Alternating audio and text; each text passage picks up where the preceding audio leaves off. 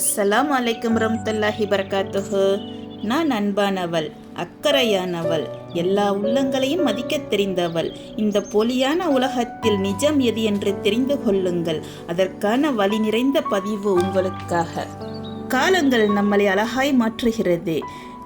நாமாய் இருக்கும் பொழுது நம்மளை குறை கூறிக்கொண்டே இருந்த கூட்டம்தான் நம்மை மாற்றிவிட்டது.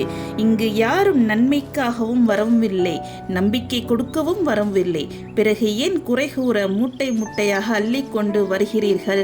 நாம் அன்பானவர்கள்தான், அமைதியானவர்கள்தான், விட்டு கொடுப்பவர்கள்தான். விட்டு கொடுத்தவுடன் தலைமேல் ஏறி மிதித்து பூமிக்கு தள்ள நினைக்கும் ஒரு சிலருக்கு இந்த பதிவு.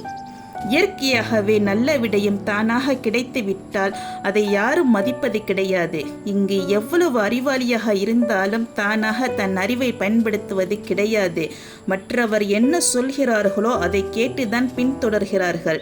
இந்த உலகத்தில் யாரை அதிகம் சொந்தம் கொண்டாடுகிறார்கள் தெரியுமா? பணம் படைத்தவர்களை, நடிப்பவர்களை, பொய் என்று தெரிந்துமே பொய்யை ரசிப்பவர்களை, பகட்டாய் வாழ்பவர்கள். இவர்கள்தான் பின்தொடர்ந்து செல்கிறது ஒரு கூட்டம். யார் மனதில் என்ன இருக்கும் என்று தெரியாத, கண்டுபிடிக்க முடியாத இடத்தில் தான் நாம் அனைவரும் இருக்கின்றோம். இங்கு யாருக்கும் முன்னுரிமை கொடுக்காதே.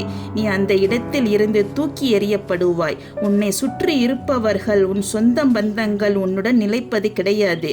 என்றாவது ஒரு நாள் அவர்கள் யாரோ ஒருவர்தான். இறைவனை நேசி, பிறகு உன்னை நேசி.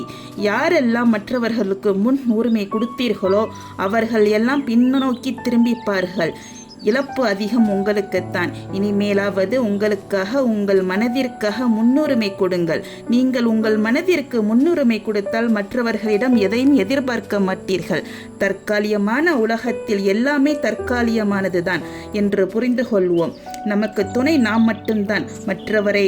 மற்றவை எல்லாம் வானவில் போல் வந்து மகிழ்விக்கும். எதுவும் நிரந்தரம் இல்லை. மீண்டும் அடுத்த தலைப்பில் உங்களை சந்திக்கிறேன். அஸ்ஸலாமு அலைக்கும் வரஹ்மத்துல்லாஹி வபரகாத்துஹு.